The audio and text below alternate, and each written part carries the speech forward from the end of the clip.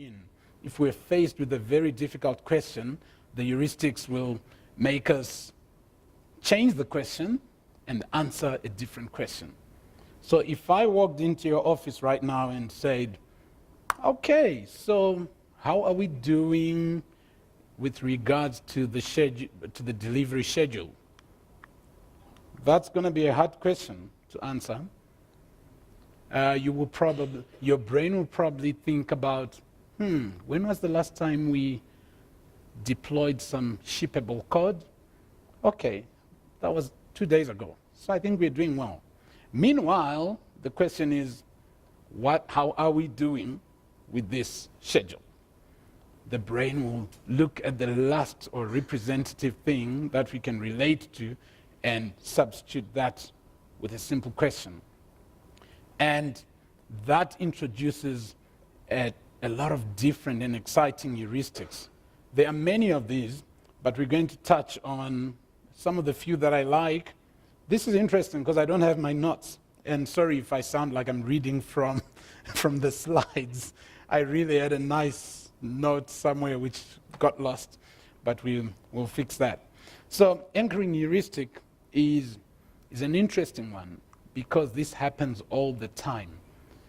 It's really where in a discussion or in an argument or in a negotiation, you're trying to buy a house or a pair of shoes, and you hear that this pair of shoes is 500 Rand. Is that a good price or a bad price? At that point, good? Yeah, good. Are the shoelace holds the street? Pardon? Are the shoelace holds the street? Exactly, that's a good question. So we start to have questions about these shoes. What if we see the sign that says, the shoe was 700 Rand, now it's marked down to 500 Rand. Does that make us feel better? Yeah? And if we realize, after just buying the shoe for 500 bucks, we realize, the shop down the road's got the same shoe for 300 bucks. Okay. So anchoring usually happens in a negotiation when it's usually in numbers, because a number is very quick in our mind to give us a perception of value. All right, so when we see a value of something, our mind quickly thinks, is this good or bad?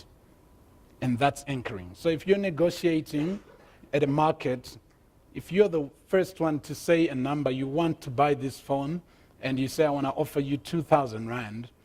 Meanwhile, the guy was quite happy to take 1,000 Rand. Do you think he's going to come down and say, no, I just want 1,000? You have anchored yourself to 2,000. But likewise, if the seller says, I would like 3,000 Rand for that phone, and you only had 2,000, he's anchored at 3,000. And you cannot come back and say, oh, I only have 2,000. Well, you can, but already it's a process of negotiating. Our brains are always anchoring, and we always find this anchoring heuristic happening in our lives every time. The availability heuristic is a very interesting one, because this talks about how easily accessible something is to our memory. So we seem to remember the things that are mostly talked about. If we've had reports of a plane crash, sorry to those who are flying back wherever, but if there have been reports of plane crashes, we start to think, ooh, I'm flying somewhere tomorrow, maybe air travel is not safe anymore. No, it doesn't change anything. But because that's the most recently accessible memory in our mind, we're going to use that to affect our thinking and make our decisions. We've got representativeness, and that really looks at what is the thing that closely resembles my model of the truth. This is where we start to have problems of stereotyping. We just hear properties of a person or of a problem, and we are quick to judge and make a call on what that problem is and how we're going to solve it. We do it all the time without even thinking. Confirmation bias is a good one, because if you're married like me, you might have a toilet seat problem where I always remember, putting the toilet seat down, but it's the same seat. My wife remembers me never putting the toilet seat down. But we're talking about the same thing. But our minds are working with confirmation bias. The one time that I put the toilet seat down, my mind's going to remember that and tick it as, yeah, we've done well. Meanwhile, the 10 times I do it, my wife's not going to notice because it doesn't matter to her. The one time that I forget to do it, she's going to remember, you've done it again, like yesterday and every other time. Because our mind is good at matching patterns that conform to our preconceived ideas. And we do that as we solve problems in the workplace. Sometimes we don't go deep enough to find out what the real problem is, but because we've had memories and experiences that are attached to our emotions and our models, we quickly extract that and we apply it to the current problem. A logical fallacy, those are good ones because they happen to all of us all the time without us even thinking, but it's really a connection of logic which is invalid to the argument or to the issue at hand. So in the workplace, the one that I've seen a lot is the argument from authority, and that's because the boss or because the guy or the lady who's been here for 20 years says this is the problem, then that's the problem we have to solve.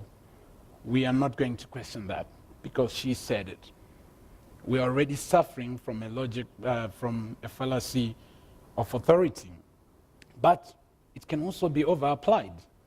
Because if we're smart and we say, they think they know everything because they're the boss. Nah. We are now overplaying the logic of authority just to try and downturn it to be logical. So we need to strike a balance and just step back and say, what is the problem at hand? Do you like the picture on the right? Is it flashing? How does it look from there? What's your brain telling you right now? You haven't had beer yet. I know, I'm sorry, I'm going to rush. Another logical fallacy that we are very susceptible to is the special pleading, where we find an ad hoc or a post, a reason after the fact to justify a decision we've taken. It's very closely related to rationalizing. So what we do is we're presented with a problem that needs to be solved. In our head, we use the heuristics, fast thinking happens, awesome, we come up with a solution, and now we try to retrofit the reasoning and the logic into the solution. This happens a lot of times. And the other one is the ad hominem, which is against the person. We start to attack the person because we don't like their character, we don't like how they look or what they did yesterday, instead of looking at the argument at hand. False dichotomy or false continuum is thinking this problem or the issue at hand only has either or we think because it's not it's not either of the two solutions, maybe there are a million. And we get stuck in that place instead of just unpacking the evidence and objectively looking at the facts and making a call from that. So we've got a cool picture of some of the fallacies that we should not be applying there. We've spoken about some of those. Okay, what are some of the cognitive errors that affect us? How are those lines looking? Who's seen this picture before? Oh, everybody has seen it. Okay, so you know what the answer is. But what's your brain telling you? Right? It's amazing because our brain cannot deal with things that do not make sense. We want the world to be straight and narrow and we want it to make sense. Those lines are truly parallel to each other. I have literally measured them. If you want, you can come with me afterwards, we can have a look. I'm telling you. but my brain's still telling me otherwise as well. We suffer from what is called inattentional blindness. And this is an interesting one because we are blind to, first of all, we are blind to the things that we're not paying attention to. They're happening around us, but because we're not caring about them, we don't see them. And then we become blind to our own blindness. So we don't even realize that we are blind. Yeah? And yet we are going in as the trusted problem solvers. We have to write the code for this big bank or massive financial institution, yet we can't even deal with our own thinking. Change blindness. Things change in our environment. We don't see it. And we suffer a lot from the illusion hindsight. So this is a good one because I've been on teams where we look at code that was written or legacy code. And you look at it and you're wondering, so the comments are coming in, we're sitting in a mob. What were they thinking when they wrote this? Oh, this is in hindsight, right? We don't even consider that when they were writing that code at the time, that was the most awesome piece of code they could come up with. That was the best solution ever. But in hindsight, we can now downplay the awesome work that was done. But also in hindsight, what do? We want to upplay some of the bad things that happened. So one error, in hindsight, we're like, God, that's the worst coding I've ever seen. Because that's how our mind works. We forget that we were once in that place. Or tomorrow, today is going to be in hindsight. We have the illusion of validity, and that usually happens in groups or teams that have been together for a long time. When we've been working together for a long time, we start to think very much alike. We have the same way and approaches to life and to solving problems. We start to feel good about that. It gives us an illusion of expertise and validity. We start to feel like we are awesome or more awesome than we really are. We are awesome, that's all right, but we start to feel like we're much more awesome than we really are. And we're suffering from this illusion of validity. We're starting to validate and our brains feeling good about just us, flowing together because we don't like these things that do not make sense. Another big cognitive error that we suffer from is innumeracy. So I don't mean that we can't do the maths. We couldn't do 73 times 23. Has anyone come up with that yet? Oh, no, still. Okay. Okay, so we do suffer from innumeracy, but what I mean in that is if you look at how we start to speak as young children, we are very fluent in the language of Afrikaans, English, Shona, Zulu, Sotho, the languages that we're speaking in. We become very fluent in that. But we only start learning logic and statistics and learning about the domain of numbers much later in life. And we normally don't get the same fluency of that kind of language than we do. And that hinders us. We are unable to analyze numbers and statistics and frequency in a way that could be beneficial to us making the right decisions. Meanwhile, what do? We default to our fast thinking part of the brain to make a decision on whether we should be investing here or there. We take the sentiment of, what feels good. Instead, we should be looking at the numbers. But it's hard work. We don't like hard work in our thinking. Then our memories. Our memories are very interesting because we like to think of our memories as, record, playback, save. Unfortunately, guys, remember that sunny day when things were so good, the birds were singing and the roses were smelling sweet? It was probably not like that. I'm sorry to hurt you there. But our memories work in a way where they are updated every time we access those memories. We create a new memory of that memory.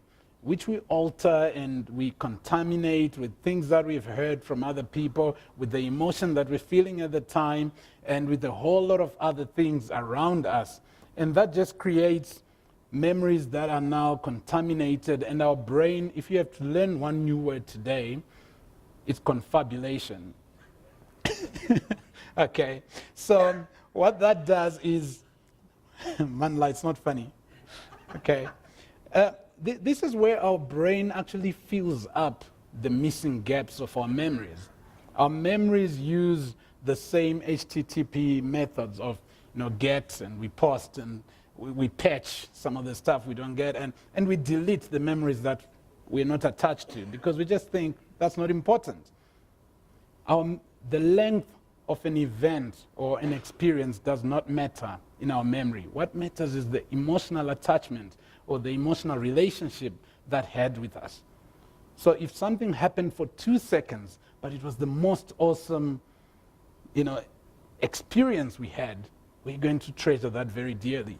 But if we went through 6 months of, things were just all right and nothing much to talk about, we're going to ask you, how was the last 6 months? Good, right? But you spent all 6 months. So memories often create an overconfidence, which is false, because we start to rely on the confidence of the memory. Meanwhile, it ignores all the facts and the evidence. And what do? We take those memories and we apply them to solve business problems. So why should we bother thinking critically? Do you like the picture on the right? Yeah? For me, I got onto this journey of critical thinking because I was really trying to be a different kind of tester who would be get closer to find out the information and seek the truth. And that's how I found this whole domain of critical thinking. And it's a big thing. I'm just tapping on the tip of the iceberg right here. But some of the things that I've got out of this, and I hope you can take away some real practical, things. Humility. Critical thinking has taught me to be humble and just an acceptance of I don't have to know everything. It's okay for me to be in a place of, and to raise up my hand and say, that I actually don't know, but it sets me on a path for discovery. That's a big thing for me. And I've been able now to seek truth in the matters that are conflicting or in the issues that are not clear or that are not there. Instead of defending and holding on to a position that I don't fully understand, I can let go of that and say, okay, what do we actually know right now and what does it mean?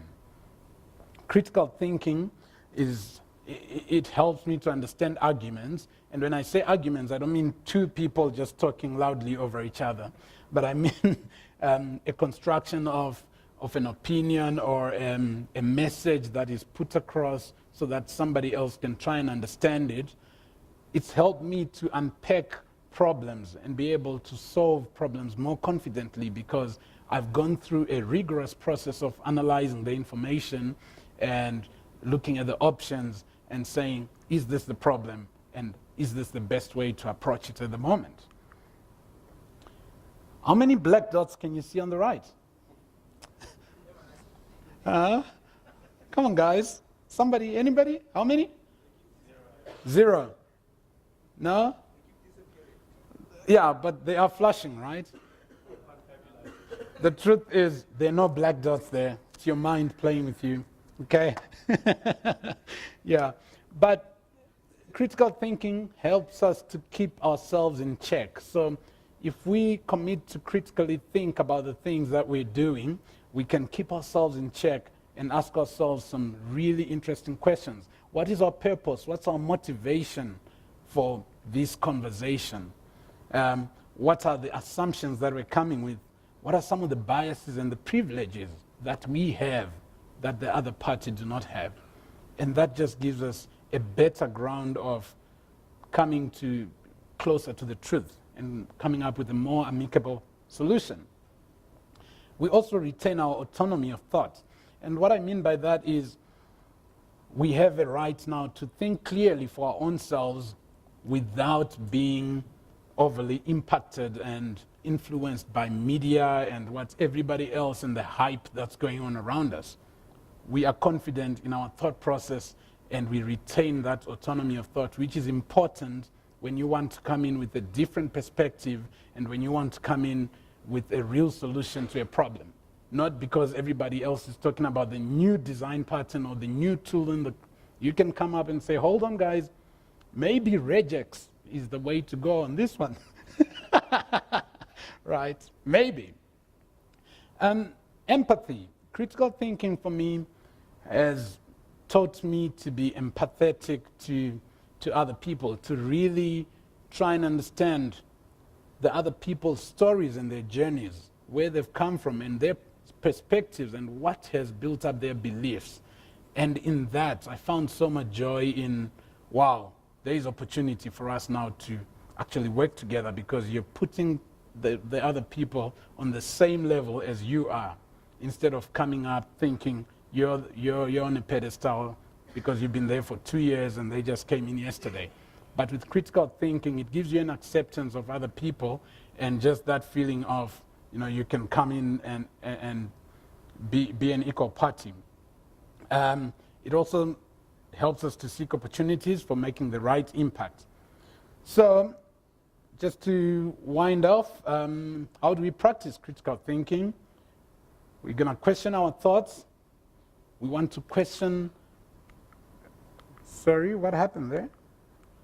Question our thoughts. We want to question the process of thinking itself, because that's where the important work happens. It's not about the conclusion.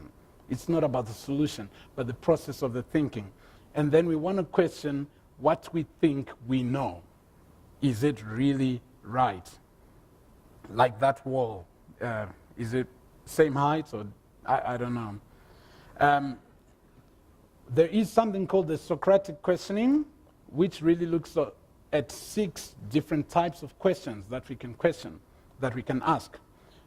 Clarifying questions. We want to clarify the detail. We want to probe the assumptions. Are there any assumptions that are hidden in this premise? And the reasons. What are the reasons? What evidence do we currently have? And are there other different perspectives? Because our mind likes to work with what we have. So what we see is all there is. But is there anything else that we can't see? We want to think about the implications and consequences. And then we want to go meta again and ask the quality of our questions. Are we asking the right questions about this whole thing? Right? Some of the other, a favorite one, which I really used at work, was the 6 Thinking Hats by Dr. Edward D. Bono. Has anybody heard of this? Yeah? So each hat has a different kind of perspective that it comes with. But it gives you that comfort of being, let's be uncomfortable with uncertainty. And let's not judge ourselves and others. Instead of attacking someone's belief that we do not agree with, let's spark our curiosity and say, wow, that's interesting. Could you tell me more about that? That opens up an opportunity for learning. So in summary, the human brain is both powerful and is flawed totally. We are rational and emotional beings. It's not just, we all think we are logical and rational and nice, but we know better. And our decision process making is plagued by a lot of errors and biases, but we can learn and practice this skill of critical thinking. I have references. This talk was really inspired by, that book is an awesome book, Thinking Fast and Slow by Daniel Kahneman. It's an amazing book. If you haven't read it, I would highly recommend it.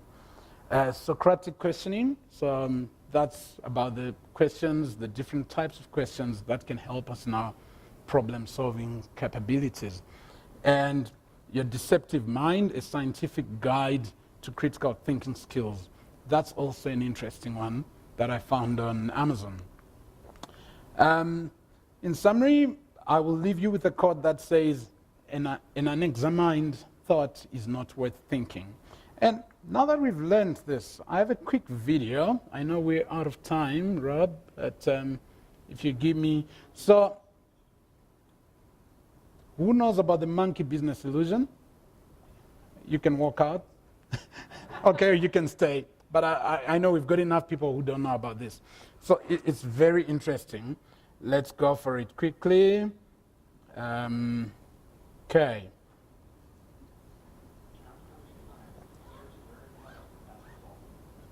Okay, so that wasn't very clear. So we want to count how many times the players wearing white pass the ball to each other. That's all we got to do. Let's focus on that, okay? At the end of the day, we'll take count. There we go. Players in white passing the ball to each other. Don't lose count.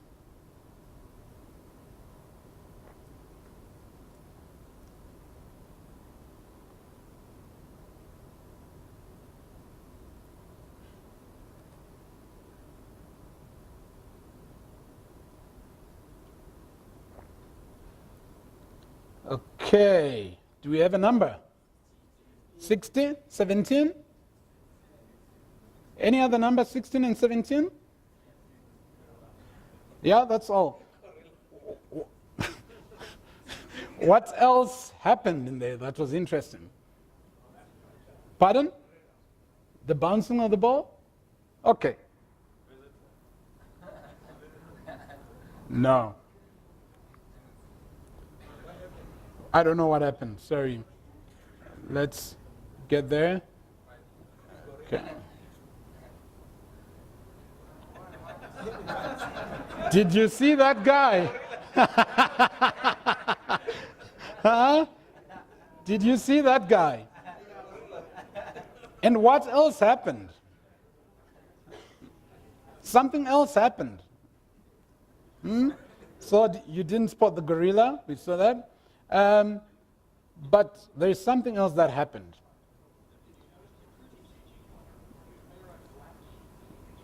So two more things happened. Let's watch that part, okay? Look at the curtain. Mr. Gorilla comes, pats his... Did you see what happened there? Curtain changed colors. And did you see that we lost a player as well? So that's what's happening in our world every single day. These things are happening in front of us, but we are blind to them. Unless we apply critical thinking, we will not be able to see the gorilla and the curtains changing color. Thank you very much. And let's have a beer later. Cheers. Thank you.